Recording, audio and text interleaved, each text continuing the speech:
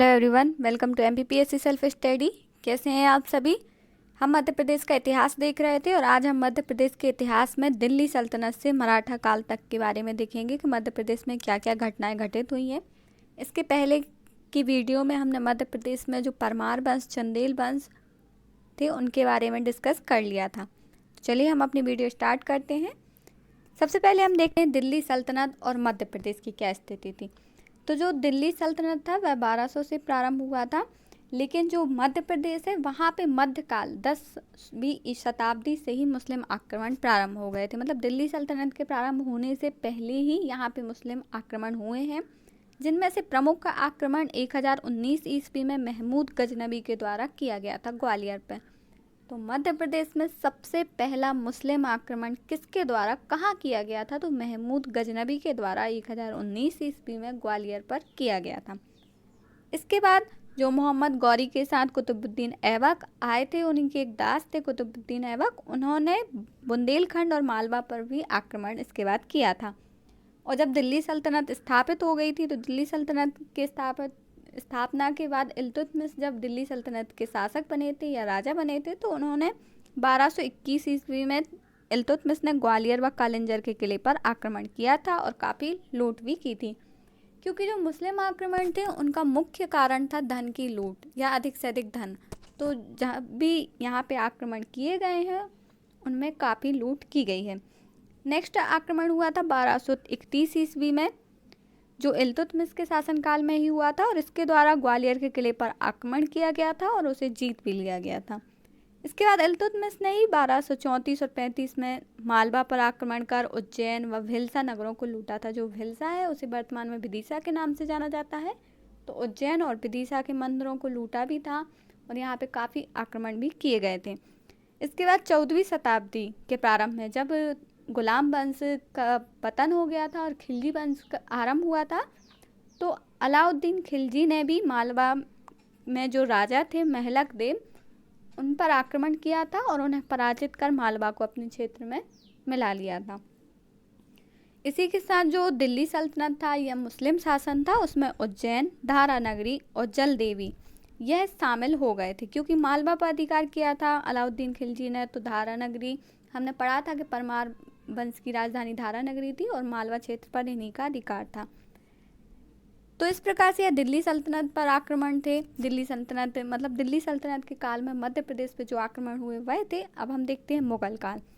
जो मुगल काल है, तो मुगल काल की शुरुआत कब से मानी जाती है? तो जब 1526 में पानीपत का प्रथम युद्ध हुआ था बाबर और इब्राहिम लोदी के बीच में, और बाबर द्वारा इसे जीत लिया गया था और दिल्ली सल्तनत पर मुगल शासन काल की स्थापना के साथ ही मध्य प्रदेश में भी या पूरे भारत में भी मुगल सत्ता की स्थापना हो गई थी। और भारत में मुगल सत्ता की स्थापना के बाद 29 जनवरी 1528 में बाबर ने चंदेरी पर हमला किया था। जो चंदेरी है वह गुना के अशोकनगर में है। तो बाबर ने 1528 ईस्वी में चंदेरी पर हमला किया था और वहाँ के जो मालवा के जो सूबेदार थे मेदिनी राय, उनको भी पराजित करके चंदेरी पर अधिकार कर लिया था। तो सबसे पहले जो मुगल काल में मध्य प्रदेश में आक्रमण हुआ था वह चंदेरी पर हुआ था बाबर के शासनकाल में 1528 ईस्वी में। नेक्स्ट आक्रमण हुआ था हुमायूं के शासनकाल में। हुमायूं के शासनकाल में 1531 में मालवा पर और 1532 में गुजरात, इन दो क्षेत्रों पर हुमायूं के शासनकाल में आक्रमण हुआ और मुगल साम्राज्य के अधीन इन क्षेत्रों को कर लिया गया था।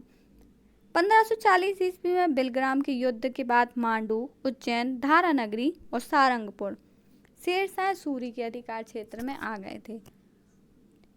इतिहास अगर आपने पढ़ा होगा तो आपको पता होगा कि मुगल काल के बीच में ही शेरशाह सूरी ने अपना साम्राज्य स्थापित किया था, जो हुमायूं को पराजित करके किया गया था। तो हुमायूं जब बिलग्राम के युद्ध में पराजित हो गए थे तो शेरशाह सूरी ने मांडू, उज्जैन और सारंगपुर क्षेत्र पर अधिकार कर लिया था।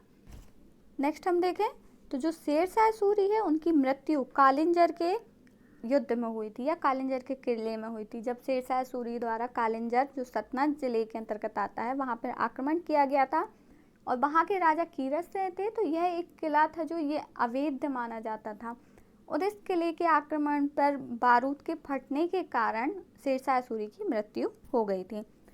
और जो यह कालिंजर का किला है इसे पूर्व का द्वार भी कहा जाता है। तो अगर पूछा जाता है कि पूर्व का द्वार किसे कहा जाता है तो कालिंजर का किला, जबकि दक्षिण का द्वार किसे कहा जाता है तो आसिरगढ़ के किले को दक्षिण का द्वार कहा जाता है।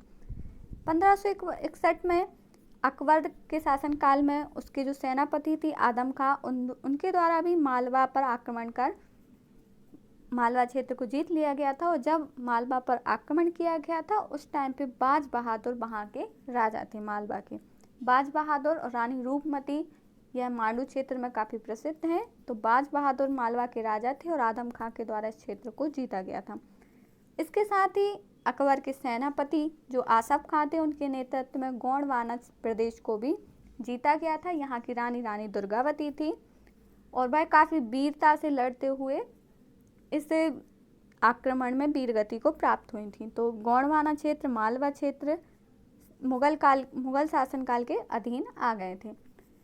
इसके बाद 1569 ईस्वी में जो कालिंजर के किले में शेरशाह सूरी की मृत्यु हो गई थी तो वह अपने अधीन नहीं कर पाया था। तो कालिंजर पर हमला करके अकबर ने इसे अपने अधीन किया था और उस टाइम पे जो कालिंजर के राजा थे वह राजा रामचंद्र थे। तो 1569 में कालिंजर को भी मुगल साम्राज्य के अधीन कर लिया गया था और 1599 में अकबर ने स्वयं ही असीरगढ़ के किले पर अधिकार किया था।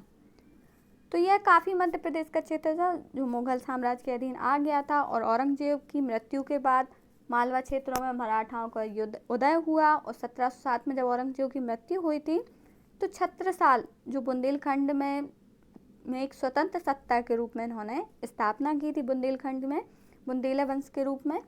और पेशवा बाजीराव को बुंदेलखंड का एक बड़ा भाग जागीर के रूप में भी छत्रसाल द्वारा दिया गया था। और इसी के साथ मराठाओं का मध्य प्रदेश में प्रवेश हो गया था। तो जो मराठा सत्ता थी वह मध्य प्रदेश में 1707 के बाद स्थापित हुई थी।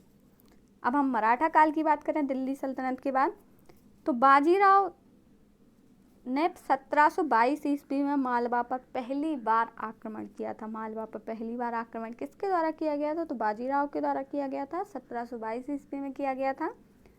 और मध्य प्रदेश के खानदेश, गोंडवाना, मराठा शासकों के अधिकार में इन क्षेत्रों को कर लिया गया था। इसके बाद जो मराठा थे उन्होंने सैयद बंधु के नाम से प्रसिद्ध हुसैन अली से मुगल सम्राट फर्रुखशेर के विरुद्ध संधि भी की थी। और इन्हीं संधि के फलस्वरूप खानदेश और गोंडवाना मराठा शासकों के अधिकार क्षेत्र में आए थे। 1724 तक लगातार जो यह क्षेत्र था खानदेश और गोंडवाना मालवा क्षेत्र, इस पर चौथ जो एक कर लगता था मराठा काल में उसको वसूली यहाँ से की होती थी।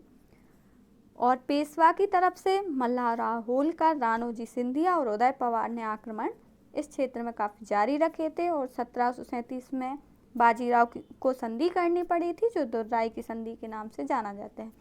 तो मराठा काल मध्य प्रदेश में की कम ही घटनाएं हैं मध्य प्रदेश में मराठा काल की।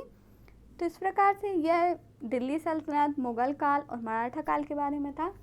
इस प्रकार से यह मध्य प्रदेश का इतिहास था जो आधे से ज़्यादा कंप्लीट हो गया है।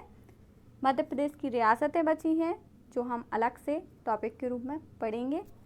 अगर आपने अभी तक चैनल को सब्सक्राइब नहीं किया है तो प्लीज़ शेयर कीजिए और सब्सक्राइब कीजिए ज़्यादा से ज़्यादा। कमेंट भी कीजिए अगर आपको वीडियो अच्छी लगती है तो। Thank you for watching MPPSC self study channel.